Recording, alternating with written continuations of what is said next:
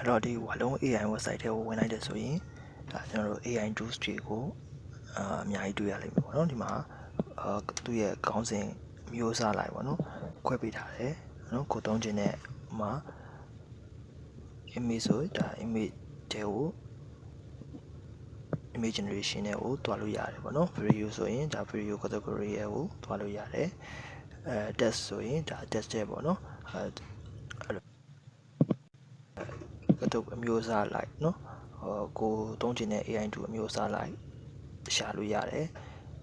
အမှအခုကျွန်တော်တို့ဒီမှာဆိုရင်ဒါ text generation image generation ပေါ့နော်ခုအလုံး emergent ဒီ image editor ပေါ့နော်ပုံကနေပြီးတော့ဒါကိုလိုချင်လို့ပြောင်းတဲ့ tool တွေပေါ့နော်ဟိုအလုံး emergent ဆိုတဲ့ဒီ tool လေးကိုဝင်လိုက်မယ် okay အမှ generate with free ဆိုတာလေးကိုနှိပ်လိုက်ပေါ့နော်စိန်အောင်လေးရှိမယ်အကောင့်ဝယ်ထားတဲ့သူတွေက generate with pro နဲ့နှိပ်လို့သွားလို့ရတယ်ပေါ့နော်အဲ့တော့ဒီမှာဆိုရင်ဒီဘေးမှာ upload လုပ်တဲ့ပေါက်လေးရှိမယ်ပေါ့နော် upload image မှာကိုပြင်ချင်တဲ့ပုံကိုနော် upload လုပ်လိုက်ပေါ့နော်ဒီဘက်မှာဆိုရင်AI နဲ့ထုတ်ထားတဲ့ character တစ်ခုကို upload လုပ်လိုက်မယ်ပေါ့နော်ဒါက AI နဲ့ဒါကျွန်တော်တို့ထုတ်ထားတဲ့ character တစ်ခုကို upload လုပ်ပြီးတော့သူ့ကိုပဲအောက်မှာ instruction ပေါ့နော်ဒီ instruction ပေါက်မှာ instruction ကိုပြောင်းခြင်းတဲ့ပုံစံကို instruction ညွှန်ကြားချက်ပေါ့နော် prompt ရေးပြီးတော့ပြောင်းလို့ရတယ်အမှကိုဒီမှာနမူနာ prompt လေးကိုဒီမှာထည့်ပေးလိုက်တယ်ထည့်ပေးပြီးတော့အောက်မှာနော် generate ဆိုတာရှိမယ်ပေါ့နော်သူအောက်မှာ generate ဆိုတာလေးခလို့လို့ရှိမယ်ဒါလေးကိုနှိပ်လိုက်ရင်နော်ဒီပုံလေးကိုနော်ညွှန်ကြားချက်အတိုင်းပြင်ပေးသွားလိမ့်မယ်အဲ့တော့ညွှန်ကြားချက်မှာကိုလိုချင်တဲ့ပုံပေါ့နော်ဒါအခုကကျွန်တော်တို့ကနော် character ဒီ Sally နော်ဒီ Sally ပုံတစ်ခုကိုအခြေခံပြီးတော့သူ့ကိုကျွန်တော်တို့ကပုံစံမျက်နှာနဲ့နော်သပင်ပုံစံမပြောင်းဘဲနဲ့ပေါ့နော်ဝတ်စားနေရနော်ဒါတွေကိုမျိုးပြောင်းပြီးတော့ဖန်တီးခိုင်းလို့ရတယ်ပေါ့နော်အဲ့တော့ညွှန်ကြားချက်မှာထည့်ရေးပေးရမှာကဒီပုံကိုပေါ့နော်မျက်နှာနဲ့နော်သပင်ပုံစံမပြောင်းဘဲနဲ့ပေါ့နော်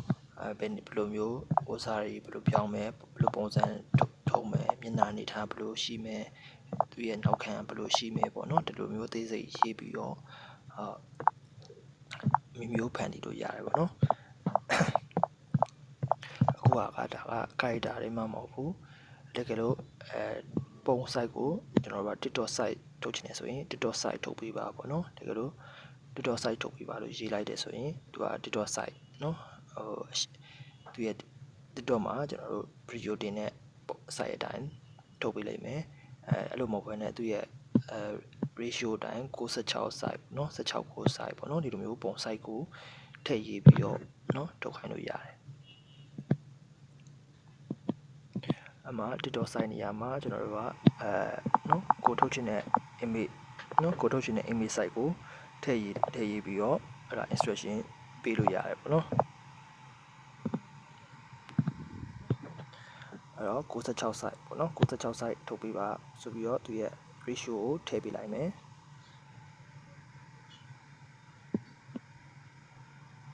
နော်အဲဆိုရင်96 site ထုတ်ပေးလိုက်မယ်နော်တစ်ခါလေးမှာတော့error ရှိနိုင်တယ်ပေါ့နော်တစ်ခါလေးကျတော့သူ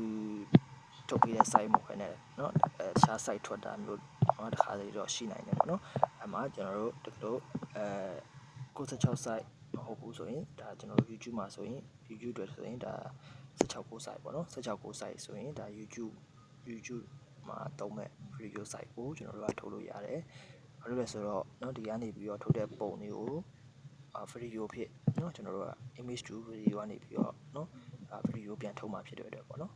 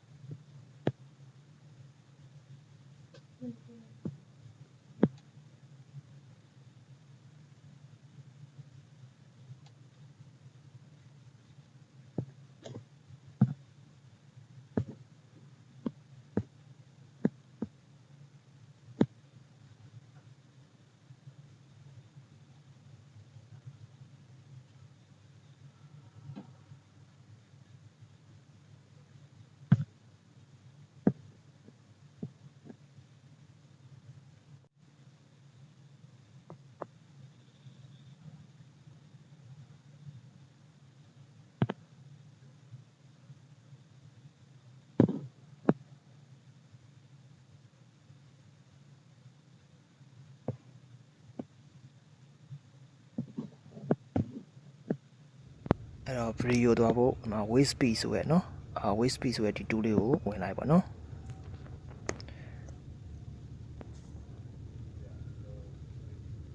โอเคအဲ့တော့ခဏစောင့်ရင်သူ့ရဲ့ tool လေးကြာလာလိမ့်မယ်အဲ့ဒီမှာဒီဘက်မှာ image upload လုပ်တဲ့နော်ပေါက်လေးရှိမယ်ပေါ့နော်ပုံတင်တဲ့ပေါက်လေးရှိမယ်အဲ့ဒါလေးကိုနေပြီးတော့နော်ကိုခုနကထုတ်ထားတဲ့နော်ပုံတွေကကိုထုတ်ချင် video ထုတ်ချင်တဲ့ပုံလေးကိုနော် upload လုပ်လိုက်မယ်ပေါ့နော်ယူလိုက်မယ်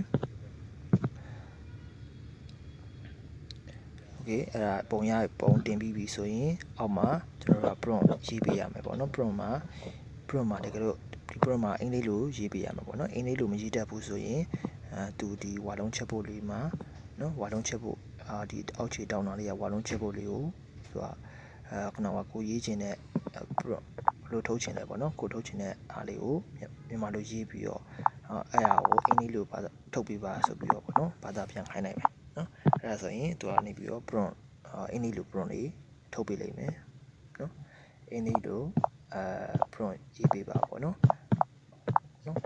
အင်္ဂလိပ်လို prompt ရေးပေးပါလို့ကျွန်တော်တို့ကခိုင်းလိုက်တယ်ဆိုရင်နော်ကိုခဏကကိုထုတ်ချင်တယ်ပေါ့နော်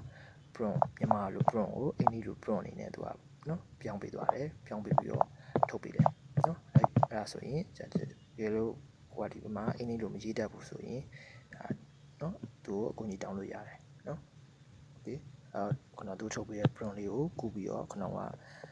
video ထုတ်တဲ့ prompt လေးမှာနော်ထည့်ပေးပြီးတော့ထုတ်လို့ရတယ်